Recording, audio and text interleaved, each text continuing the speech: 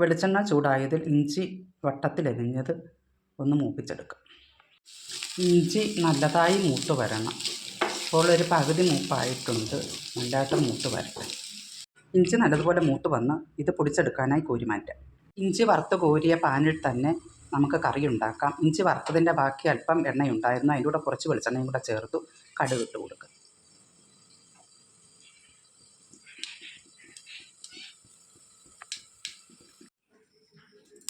കടുക് നല്ലതുപോലെ പൊട്ടി വന്നിട്ടുണ്ട്. വറ്റൽമുളക് ചേർത്ത് കൊടുക്കുക.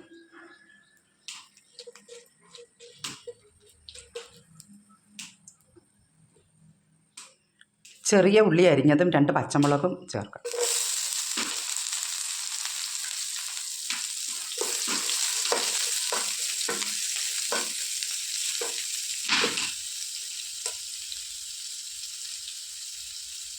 കറിവേപ്പില ചേർത്ത് കൊടുക്കുക.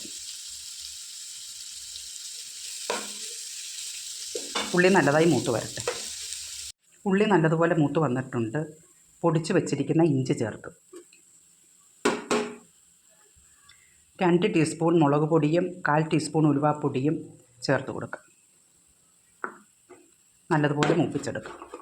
അത് നല്ലതുപോലെ മൂത്ത് വന്ന് പിഴിഞ്ഞ് വെച്ചിരിക്കുന്ന വാളൻപുളിയുടെ നീര് ചേർത്ത് കൊടുക്കുക. ഇത് നല്ലതുപോലെ തിളച്ച് വന്നിട്ടുണ്ട്. ശർക്കരപ്പൊടി ചേർത്ത് കൊടുക്കുക.